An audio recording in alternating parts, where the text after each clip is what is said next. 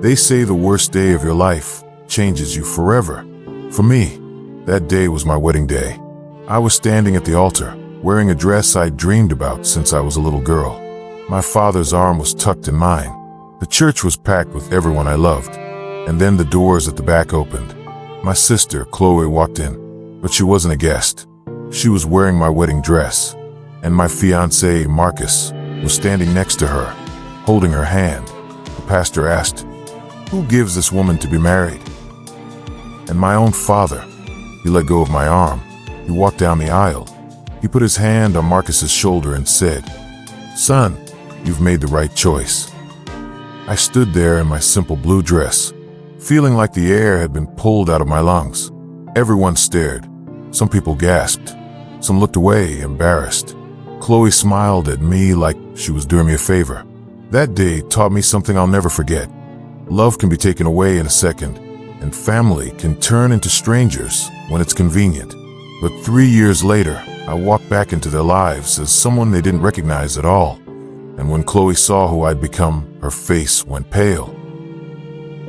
Hey there, welcome to Crown and Karma Tales, the place where heartbreak gets a makeover and karma finally pays its visit. If you're here for stories with real emotion, dangerous romance, secret power, and endings that feel like a warm victory, you're in the right spot. Please hit that subscribe button and turn on notifications so you never miss a new tale. And I'd love to hear from you. Drop a comment and tell me where you're watching from. Okay, let's begin my story. My name is Elena. I was 26 when my world collapsed. I grew up in a small town where everyone knew everyone, and everyone had an opinion about everyone. My sister Chloe was the one people noticed first. Pretty, loud, always laughing, always surrounded by friends. I was the steady one, the one who made plans and stuck to them. Marcus and I had been together for 8 years. We met in high school, back when life felt simple and the future seemed far away. He was kind, funny, and steady in a way I needed. I trusted him completely. When he proposed on my birthday, in front of my whole family, I felt like I'd won the lottery twice over. The wedding planning was stressful, of course. There were arguments about budgets, guest lists, and flowers. Chloe helped more than she should have. She offered opinions on everything, my dress, my hair, even my makeup. At the time, I thought she was being supportive. Then I found the texts. It wasn't even intentional. Marcus had left his phone on the kitchen counter, and it buzzed with a message from Chloe. I picked it up to hand it to him, and the words on the screen stopped me cold. "I can't stop thinking about you. Last night was amazing. I love you." My hand shook so badly, I nearly dropped the phone. When I confronted Marcus, he cried. He apologized. He said it had only started a few months earlier, that Chloe had pursued him, that he was confused. He promised it was over and that he loved me. I wanted to believe him. I wanted my life back. So I did. I confronted Chloe too. She looked me straight in the eye and said, "You were always too serious. Marcus needs someone who knows how to have fun. I can give him that." Then I found a pregnancy test in her bathroom trash. Positive. That's when I knew it wasn't a mistake. It wasn't a fling. It was a choice, one they'd made together, again and again, while I was planning a future with him. I told my parents. My mother's face crumpled with disappointment, but not for Chloe. For me, my father said, "Elena, maybe this is just how things are meant to be." Chloe and Marcus seemed compatible. Compatible. That word still makes my stomach turn. On the wedding day, I stood at the altar in my blue dress, feeling like I was watching someone else's life from a distance. When Chloe walked in wearing my gown, I didn't even have the strength to scream. I just stood there numb, while my father walked away from me and handed me over to nothing.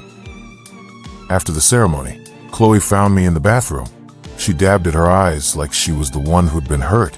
"I'm sorry it had to be this way," she said, voice soft as silk. "But you were always the boring one." Marcus needed excitement. I gave him that. Then she walked out, leaving me alone with the wreckage of my own heart. I didn't argue. I didn't beg. I just left. I packed what I could, took my blue dress, and got on the first plane I could afford. I ended up in Seoul, South Korea, with $3,000 in my pocket and a suitcase full of pain. Seoul was loud, bright, and completely indifferent to my suffering. That was exactly what I needed. I found a small apartment in Itaewon and took a job at a Korean fusion restaurant called the Golden Lotus. The work was hard, long hours, aching feet, customers who treated you like furniture.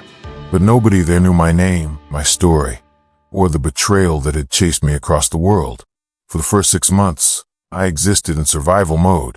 I worked, slept, ate cheap food, and cried in the shower. I stopped checking social media. I stopped calling home.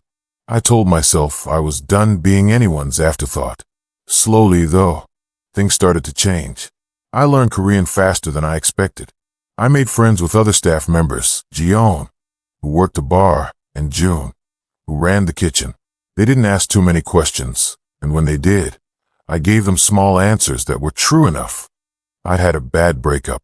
I was starting over. I got promoted to shift supervisor, then to assistant manager. I started saving money in a separate account, not because I planned to go back, but because I refused to ever feel powerless again. Then one rainy Tuesday evening, a man walked into the Golden Lotus. He didn't look like the usual customers. He was tall, broad-shouldered, and dressed in a black suit that fit him like it had been tailored by someone who understood perfection. His face was striking, sharp features, calm eyes, a quiet intensity that made everyone in the room sit a little straighter. He chose a table near the window and ordered coffee. When I brought it to him, he looked up at me and said, "You're not from here." "No," I replied. "I'm from America." "Why Seoul?" I hesitated. A fresh start.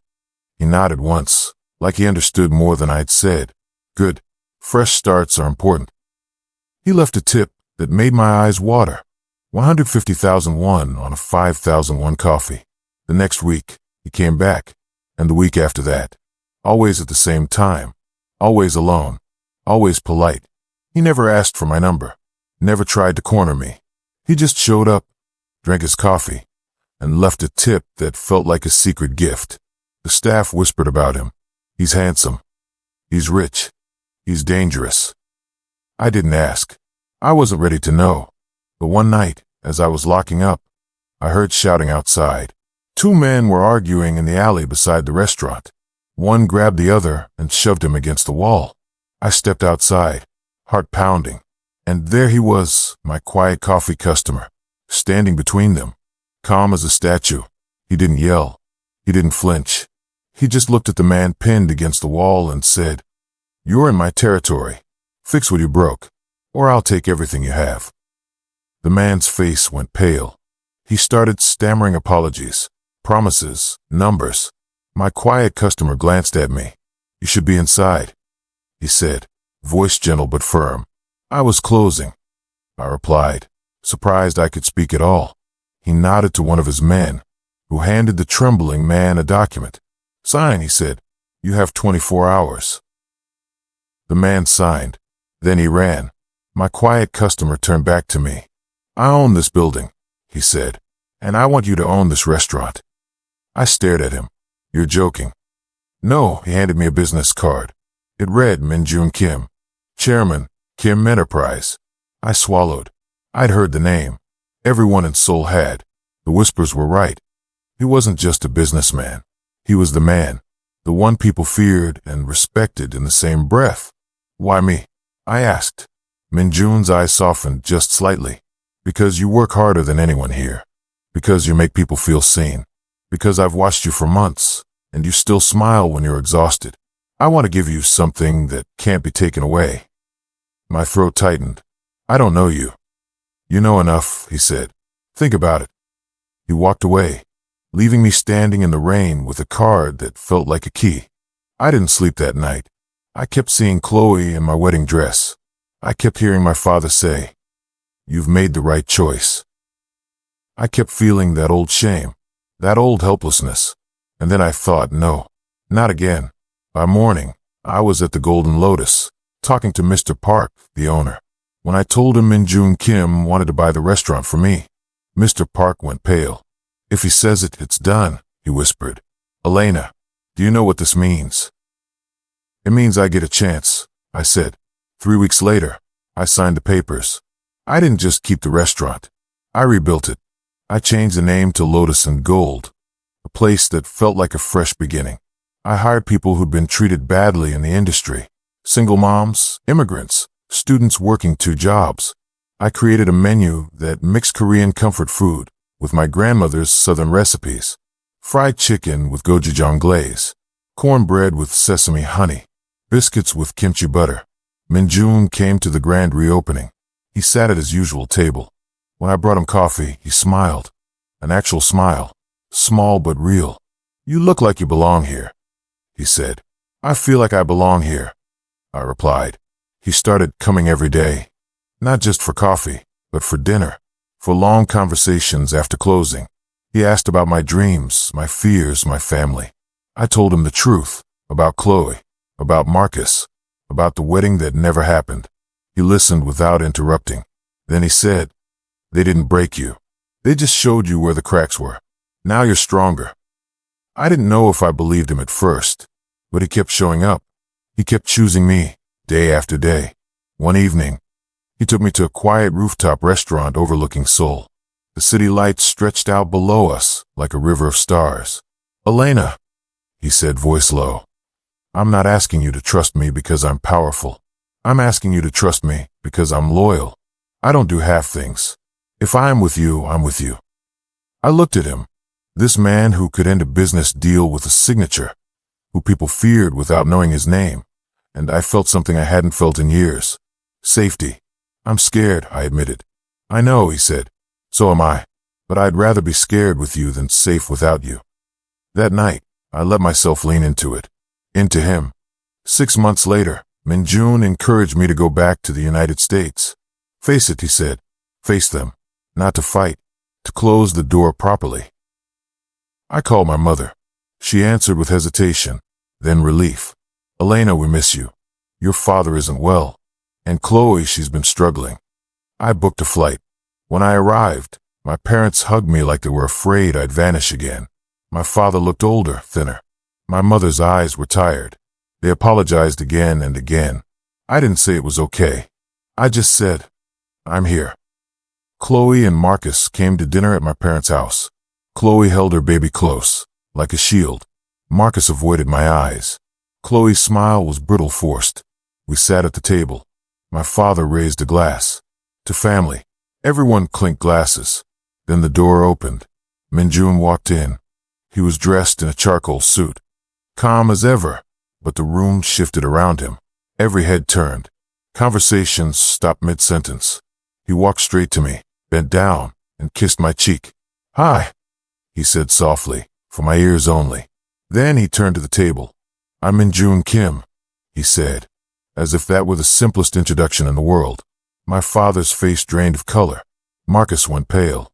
Chloe looked like the ground had opened up beneath her. Min-jun pulled out the chair beside me and sat down. "Elena tells me you're her family," he said, his tone polite but firm. "That's good. Family matters." Chloe finally found her voice, but it came out thin. "Elena, I'm so sorry." "I know you are," I said, and I meant it. I wasn't angry anymore. I was just done. Min-jun leaned forward slightly. "Chloe, you and Marcus must have loved each other very much," he said, eyes steady, "to make such a big decision." Chloe's hands trembled. Marcus stared at his plate. Min-jun continued, voice gentle but unyielding. "I'm glad Elena found her way. She's built something beautiful, and I don't share." The words landed like a weight. Chloe's face went pale.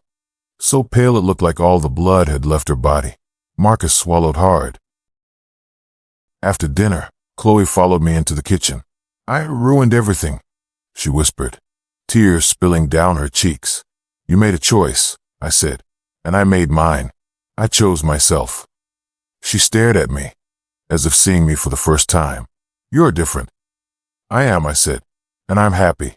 When Min-jun and I left that night, I glanced back through the window.